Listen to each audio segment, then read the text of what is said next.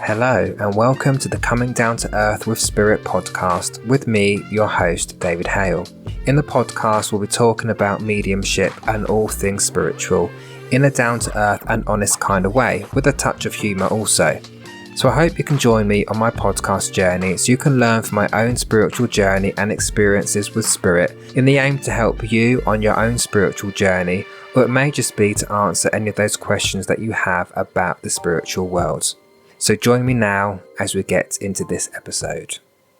Hello everyone and welcome to another listener question episode. And this question leads on nicely from the last episode where we talked about how to connect with our own spirit guides and helpers.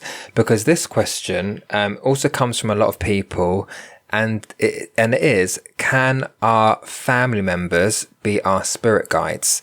And as always, I'm gonna answer very honestly and from my own perspective on it, and obviously I'll give the reasons why this is my perspective. But my answer is simply no. And it may be an answer that not many people actually want to hear, because people they want their family members to be their guides. But no, your family members and your spirit guides, they have a different purpose. Your family members are your family members, right? They're always going to be there, right? You're going to feel them, you'll sense them. They'll show themselves to you in different ways, and that's comforting. And so you know that your spirit family are always going to be there.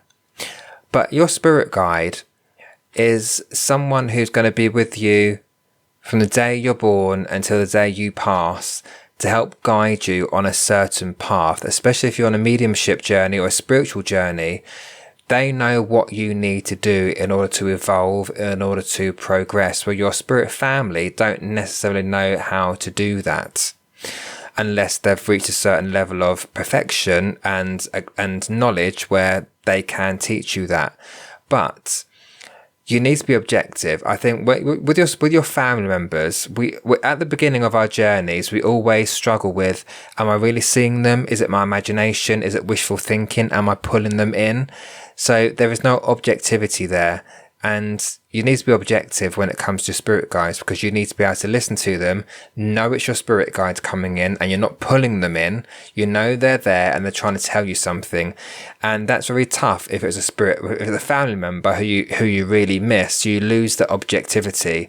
So there needs to be a separation between a spirit guide and your family coming in. As I say, your family members, they're not ever going to leave you. There's pure love there. And you've always got them there, but they're not necessarily the right people to guide you on a spiritual path, right? That's why you have your guides to do that. And generally, it's thought that your spirit guides are guides because they've lived a certain number of lives in order to acquire all of the information and knowledge and life experiences that they need to in order to be a guide. And your loved ones won't necessarily have lived that many lives or acquired that knowledge.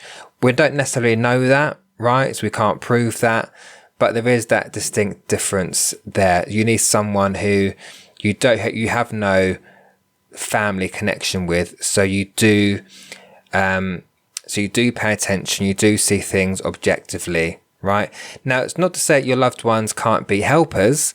I know from my perspective, my nan in spirit, after she passed, she told me in no uncertain terms that she's on my spirit team and she wants to help me. So, but that's from a different point of view. So I know if I'm struggling or if I don't feel I can do something one day, she'll be there trying to give her that confidence and say, come on, get on with it, snap out of it kind of thing. She's the one that helped to guide me to write my book, my debut book as well. But that's different to a guide trying to show you a certain path in order to help your own evolution, to help with your spiritual development. There's a different thing.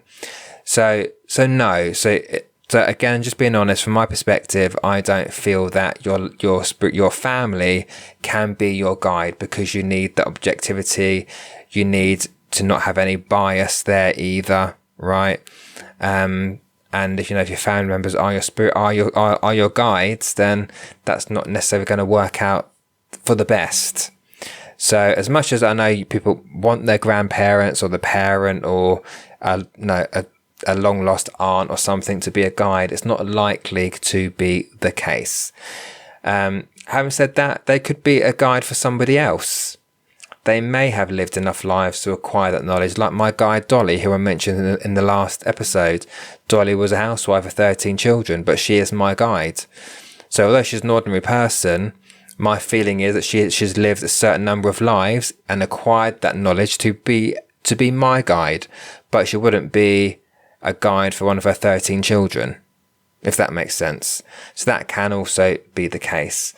But your guides, they love you just as much as, your family love you, right? They are there to look after you, to help guide you. They're never going to put you on a wrong path, right? It's us as humans which put ourselves on a wrong path.